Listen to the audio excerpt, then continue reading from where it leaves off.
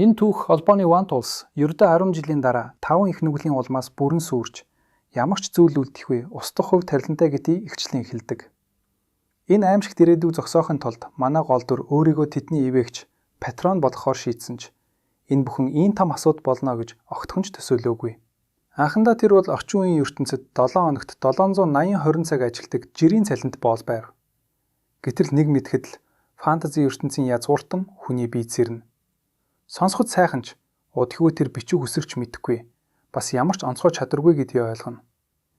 Ядаж хэл мэдэх хэрэгтэй гэж бодоод ном барьж үзтэл түүнийг доош нь харуулж барьсныг харсан зарц нь алмайрч хоцорно. Хоолны үеэр үйлчлэгчид асар том зоог барьж өгч тэр шинэ амьдралдаа бүрэн жаргана. Усанд орохт нь хүртэл туслана. Тэр гүнгийн гэр бүлийн залуу эзэн байна гэдэг үнэхээр гайхалтай санагдана. Эрхлүүлнэ. Юу ч хийх шаардлагагүй. Яг л үүлэн дээр хөвж байгаа мэт. Гэхдээ нэг том асуудал бий. Тэр яг хаана байгaalаа огт мэдэхгүй. Ихэнхдээ энэ төрлийн дүүхэнд гол дүр нь өмнө уншсан ном Тоглосон тоглоомын ертөнцид ордог. Үйлчлэгч нэг нь маргааш түүний ах нар болох залуу эзэн Лео болон Тони орно. Амах хэрэгтэй гэж хэлэхэд манай эмси бүрч гайхна. Өөрийнхөө гэр бүлийг ч санахгүй байгаад үйлчлэгч нь хүртэл цочирдно. Гэтэл эдгээр нэрсийг сонсоод түүнд нэг зүйл танил санагдана. Тэгээд гинт бүх зүйл ойлгогдно. Тэр psychedelia ертөнцид иржээ. Psychedelia бол түүний чөлөө цагаараа тоглодог байсан turn-based RPG тоглоом. Гэхдээ энд нэг аимшигтай үнэн бий. Тоглоомд ямар ч сонголт хийсэн 5 их нүгэл, уу хилэн, шунал, залхуурал, бардамнал, донтох шуналгаач ирэх юм бол бараг л тоглоом дуусна. Язгууртнууд, хотууд, бүхэл бүтэн One Tools бүрэн самуурч сүрдэг. Манай эмсэ байгаа Palacio овгийн ордон бол үндсэн түүх эхлэхээс өмнөх анхны дэд даалгаварт гардаг. Муу нэртэй язгууртан гэр бүл. Том хүү Лео Palacio янхны ертөнцийн хаан. Хоёр дахь хүү Тонио Palacio харт амтны хаан. Эдгээрийг санамгц манай эмси өвдөг дээрээс хүрнэ. Тэр энэ газрыг хитрхи сайн мэднэ. Учир нь энэ бол тоглоомын хамгийн ихний сабквест. Эргэн тойрноо харахад ордон яг тоглоомд эрэхтэй нэг найдал. Palacio гэр бүл бол 5 их нүглийн хамгийн ихний хөрөгчд. Харин манай эмси бол энэ гэр бүлийн 3 дахь хүү. Тоглоом дээр бол зүгээр л нэмэлт мөөдөр. Alan Palacio. Түүний ямар ч илэрхийлэлгүй царай үнэхээр сонирхолтой. Өөрийгөө утахгүй үхэн гэдгээ мэдсэн мөртлөө бодож байгаа ганц зүйл нь энэ сабквестээс хичнээн XP авдаг үлээ. Орон дээрээ хөвтөө тэр унтахаас хүртэл айна. 780 цагийн ажлын боол амьдралдаа буцсан дээр байсан ч юм шиг санагдана. Учир нь энэ тансаг язгууртан амьдрал нь яг 10 жилийн дараа дуусна. Түүний хувьд энэ нь 6 дугаар сарын цалингүй хөдөлмөрөөс ч дор санагдана. Фэнтези ертөнцид ирсэн мөртлөө ямар ч чадваргүй ихэнх дахин төрөгчдөөс эсрэг байр суурьтай байгаадаа тэр итгэж чадахгүй. Гэтэл гинт нэг санаа төрнө. Тэр ирээдүйг мэдэж байгаа учраас иш үзүүлэгчийг байж чадна.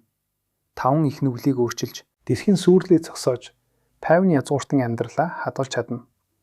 Боломжгүй зүйл биш. Учир нь 5 их нүгэл одоогоор зүгээр л хүүхдүүд. Гэхдээ нэг асуулт үлдэнэ.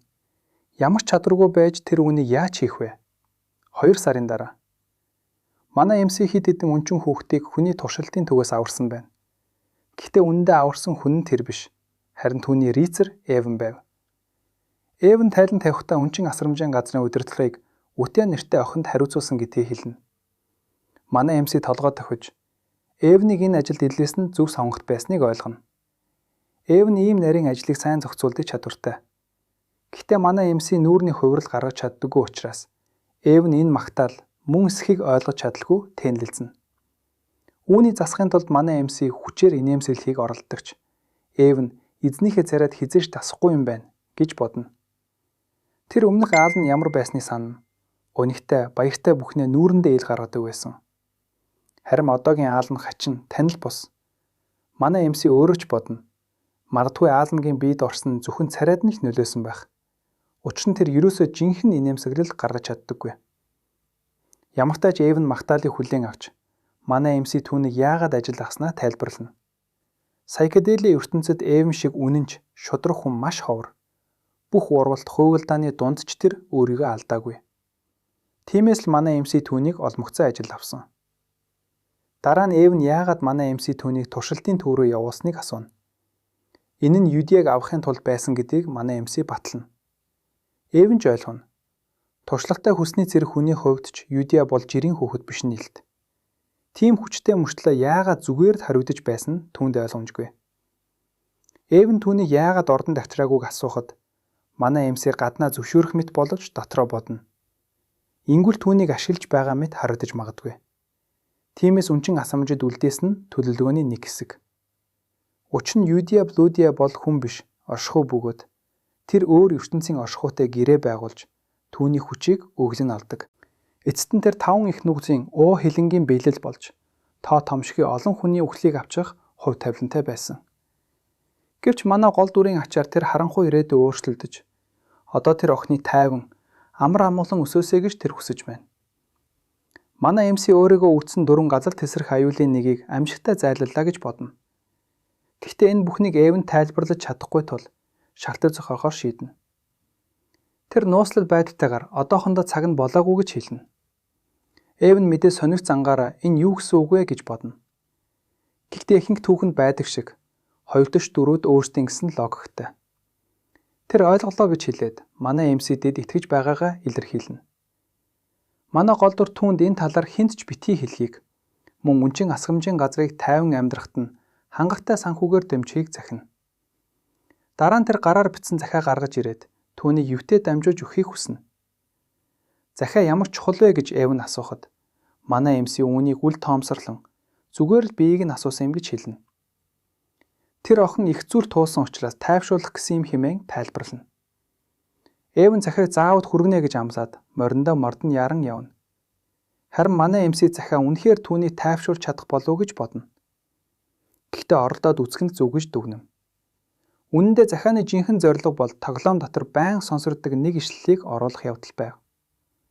Тоглоомын чухал мөчид Ютэй Вант улсыг сүйтгэж байх үед архиепископ нэгэн өгүүлбэр хэлдэг.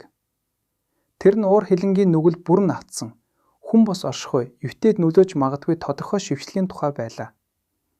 Тэр өгүүлбэр нь харанхуун зовлонгоос шившлэг уншиж уналтад харьяалагдах гэрэл гэх мэт зүйл байсан. Үннийг хэлэхэд манай эмси өөрөө ч яг юу гэсэн утгатайг нь сайн ойлгодоггүй. Гэхдээ тэр үг Ютэд богинохон агшинд ч гэсэн нөлөөлж байсан нь тодорхой. Гэвч түүхэн явцад Ютэй эцэст нь архиепископыг алдаг. Шившлэг ажиллаагүйдээ биш, хитрхи оройтсон байсан юм. Тэр тайвшрах гэж оролцсон ч амжилтгүй болж улмаар бүхэл бүтэн Вант улс сүрдэг. Харин одоо бол өөр. Манай эмси энэ удаа амжина гэж итгэж байна. Учир нь одоохондоо хитрхи оройтоогүй. Ингээд тэр уур хилэнгийг зохицуулж чадсан тул дараагийн байруугаа шилжих цаг боллоо гэж бодно. Гэсэн ч тэр өөртөө инээд хүрнэ. Ганцхан ишлэлээр мангас шиг нэгэнтэй найзна гэдэг ёстой утгагүй гэж бодно. Гэхдээ хэн мэдлээ? Магадгүй үнэхээр ажиллах юм билүү? Ялангуяа 5 их нүгэл нь ямар нэгэн нууцлаг бурхан эсвэл өөр ертөнцийн оршихуйг шүтдэг бол энэ хооронд бид Ютэйг захиаг уншиж буйг харна. Тэр тиймч баяртай харагдахгүй. Зүгээр л түүнийг харахад л Эвэн түүний биеэс цацарч буй асар их манааг анзаарна. Итгэмээргүй. Эвний хэлснээр энэ бяцхан охин бол түүний амьдралдаа харж байсан хамгийн хачирхалтай хүн. Яг л ямар ч сэтгэл хөдлөхгүй юм шиг. Ютэй захиаг манай эмси Илиасын эсхийг батлаажуулж асуухад Эвэн толгой тохино. Тэгтэл гинт Ютиа галзуурсан Яндэрэ шиг манайгаа дэлбэлнэ. Яг л хайртай хүний өөртөө нурваад бэрхсэн мэт. Тэр манай эмси яагаад өөрийг нь ордон дуудаагүй дуурлаж байна? Эвэн одоо түүний уур хилэн биеэрээ мэдрэх гэж байтал. Манайг бодит хэлбэрт оруулж илэрхийлнэ гэдэг бол зөвхөн мастер түвшинд хүрсэн хүмүүсийн хийж чаддаг зүйл. Эвэн гинт манай эмсийн хийсэн үгийг санана. Одоохондоо таган болоогүй. Хачирхалтай нь энэ шалтгаан ажиллаж байна. Ютиа тайвширна. Тэр захианд орсон ишлэлийг зөвхөн эзэн нь ойлгох амлалт гэж хүлээж авсан байв. Харин Эвэн юу болоод байгааг огт ойлгохгүй алмаарин зогсно. Ютиа Яндэрэ горомдоо бүрэн орсон чигээрээ би ойлгосон гэж зүтгэн. Shall their blood fallen ийг санагдуулам энэ охин бол Мангастын охин, цүс татан Ютиа, уур хилэнгийн нүглийн биелэл юм. Харин манай гол дүрийн хувьд тэр өөрийн тансаг амьдралын хугацааг жаахан ч гэсэн сунгаж чадлаа гэж бодно. Үнэндээ тэр огтхон жандуураагүй. Унтахаар хэвтвэтэй тэр бүр тэнгэрт гэрэлдэг сар хүртэл өөрийг нь дэмжиж байна гэж төсөөлнө. Тэр өөртөө амсна. Дараагийн хүүхдийг авахын төлөө илүү хичээнэ гэж. Эцэст нь бид нэг хөөрхөн бонус банер харна. Тэр унтахаас өмнө орон дээр примроз цэцэг тавиад нам гүмхэн нойрон давтана. Тэр үндэ хүсэж байгаа ганц зүйл нь урт насалж тайван тансаг амьдрах явдал. Энэ тийм хүсэл гэж юу? Гэвч Стрейвант улсад нэг ёрын уламжлал бий. Оршуулгын үеэр нас барсан хүний шарах, хуучин сарун дээр примроз цэцэг тавьдаг. Өөрөөр хэлбэл манай хүн ноцтой аюулд орчход байна гэсэн үг. Маргааш нь манай MC номын санд байна. Номууд нь шууд утгаараа толгой дээр нуунаж, бичих үсэггүй амтныг хөөж байгаа юм шиг санагдана. Одоогоор тэр 3 дахь нүглийн талаарх мэдээлэл хайж явна. Өөрөөр хэлбэл дараагийн газар тесрэх аюул. Гэхдээ энэ бүх хайрт түүний толгойг айхтар өгтгөж байна. Энэ үед Эв нэрж 2 дахь хүүхдийг амжилттай аварсан тухай тайлгна. Энэ бүхэн манай MC өгсөн нарийн мэдээллийн ачаар болсон аж. Манай MC хүүхдэд онцгой зүйлэн хандсан эсхийг асуухад Эв нь батгаатаагаар тийм гэж хариулна. Тэд түүний хууль бус боолын зах зээлээс аварсан бөгөөд маш болгоомжтой зөөлөн харьцсан гин. Гэтэл Эв нь яриагаа дуусгахаас өмнө номын сангийн хаалга өшөглөгдөн онгоож хоёуланг нь хамтдаа хийсгэнэ. Орж исэн энэ бүдүүлэг этгээд бол Пайлег үний 2 дахь хүү Тонио байв. Тонио манай MC-ийг доромжилж эхэлнэ. Чи бичих үсэрч мэдэхгүй байж яаж ном барь зүрхэлж байна гэж шоолно. Манай MC-ийн хүүхдэрхүү тоомжиргүй харц үнэхээр гоё. Тэр огтхон ч сандарсан шинжгүй. Тонио дарамтаа нэмэгдүүлж тайлбар шаардах тусам манай MC дотроо ямар залхмаар новш вэ гэж бодно. Тэр бүр жинхэнэ аалан байсан бол яах байсан бол гэж хүртэл бодож үзнэ.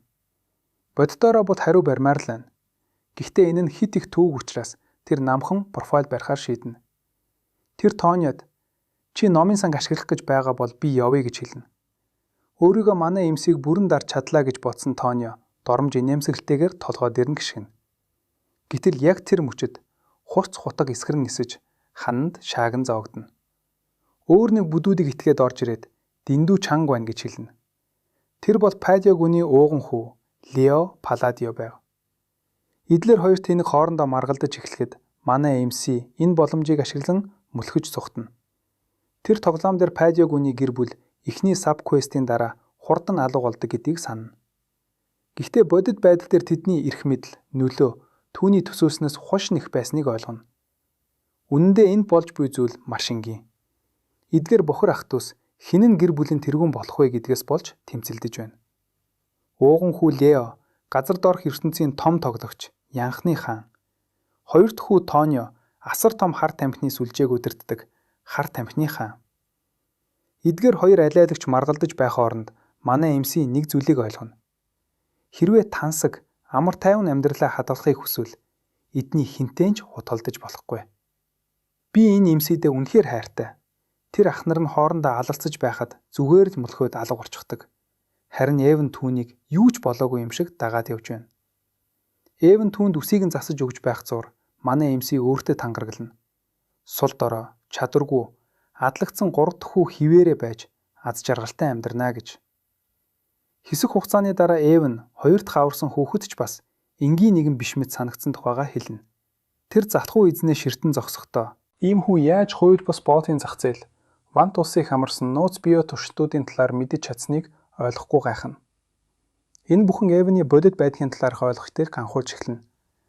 Тэр энэ тэнэг мэт харагдах эзэндээ харж ах нарынхаа дэргэд өөрийгөө барьж явах ямар хэцүү байдаг бол гэж бодно. Харин манай гол дүр зүгээр л ядарч байна гэж гуншнаад өнгөрнө. Дараа нь Эв нь яагаад 2 дахь хүүхдийг дахин мөнчин асрамжид явуусныг асууна. Харин манай MC дотроо мэднэ. Энэ хүүхэд бол ердийн нэгэн биш. Үндэ тэр бол огт өөр төвшний оршихуй. Эцэст нь тайлбарлавал нэгдсэн Вант улс нь хэд хэдэн улсын нийлбэр бөгөөд тэдгээрийн төв улс нь Калиан Вант улс юм. Тэд хууль бус боолын зах зээлээс аварсан 2 дахь хүүхэд хаанаас ирсэн тухайд. Энэ хүүхэд илүү зөв бол Сакеделия тоглоомын 2 дахь боссын дүр Деус Макалиан гэдэг. Хүүхэд байхдаа боолд бол зарагдан харьцангуй муухайгаар зодуулсан тэрээр эцэстээ 5 их нүглийн нэгийг залхуурал Слоthыг биелүүлэх болсон. Дараа нь тэр Вант улсад хамгийн аимшигтай сүрэл авчирсан тоглогчдод маш их шок өгсөн хэсэг юм. Гэхдээ Деус залхуур нүглийн дүр гэдлээрээ алдартай боловч бодит байдалд нь аимшигтай хөдөлмөрч үр бурууг хэд дахин төлдөх хүн байсан. Тийм учраас манай MC Эвэнд Деустай маш ээлдэг харьцахын чухлыг дахин сануулсан. Деусийн дулааны графүүд өсөл нь маш хүчтэй, аимшигтай. Тэр бүрт манай MC бодохдоо биесээ дэрэлзүүлдэг. Эв нь асуухад манай MC нууцлаг байдлаа хатгалж хоёр дахь хүүхдийг үнчин асамжид явуулах цаг нь болоогүй гэж хариулна. Эв нь зөвшөөрч толгой тархина. Дараа нь тэр асууж байна. Юутэй дэлгэсэн захиа нь хоёр дахь хүүхдийн тухай юу? Манай MC үүнийг батлана. Гэвч үнэндээ бид захианы дотор юу байсныг харж чадна. Тэр зүгээр л юутэд ахнаар нь түүнд хэрхэн дээрхэж байгаагаа бичиж бүхэндлээ гаргаж байгаа юм. Үнэхээр инээд түргэнэ. Би энэ MC-г үнэхээр хайртай. Захианд тэр юутэд хоёр дахь хүүхдийг харж байхыг загсан бөгөөд тэр нь дэндүү ядраад байгаа гэсэн. Үнэндээ ч зөв. Дэвс яг одоо амрах, идрэх хэрэгтэй. Үнчин асамжид Дэвс бусдаас хол байхыг хичээж согцсон шахуудаа нуудаг. Юутэд төхөж ачаад асууна. Чи гимцэн үү? Харгахаа байгуулга энэ шархуудад чинь буруутай юу? Тэр нэрийг сонсоод Дэвсийн дотор ямар нэг сэрэл хөдөлнө. Юутэй ян дээрээ горимд орж. Чи гимцэн ч гэсэн сонгогдсон. Хөх сар. Манай MC Гиги ингэж нэрлэдэг. Чамайг сонгосон шүү гэж хэлнэ. Тэрээр юутэй MC Гигийг удирдах болох байгууллага байгуулах гэж байна. Дэвсад амлана. Чи үнэнч байж тушаалыг биелүүлбэл өшөөгөө авах боломжтой. Энэ үгийг сонсоод Дэвсийн дотор ямар нэг зүйл хөдлөнө. Түүний урам магадгүй залхуурд нүглийн хүч нь яг Р0 шиг илэрч эхэлнэ. Энэ бүхний дараа юутай анхны хариу захиагаа бичгээр шийднэ. Ба ямар нэг шалтгаанаар тэр маш их давтгсан. Ордонд буцаж очиад манай MC одоо ч номын санд 3 дахь хүүхдийг хэрхэн олох Клеоцыг хайцуuna. Тэгтэл Эв нь хаалга цохиж орж их асуудалд орсныг дуулгана. Тэр тайлгна. Пайлиог үний 2 дахь залуу эзэн нас барсан гэж.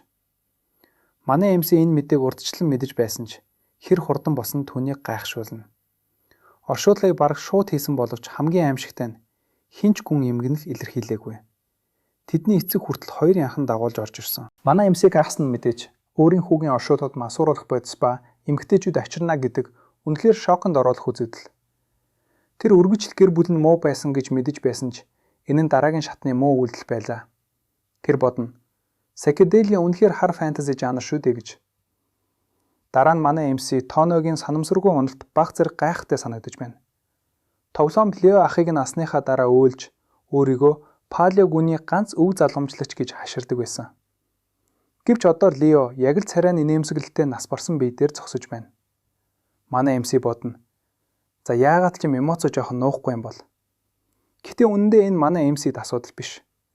Түүний гол анхаарал нь 5 их нүглийн шийдэд төвлөрсөн хэвээрээ. За тэгээд part 1 дуслаа. Удахгүй part 2-ороо уулзцгаая.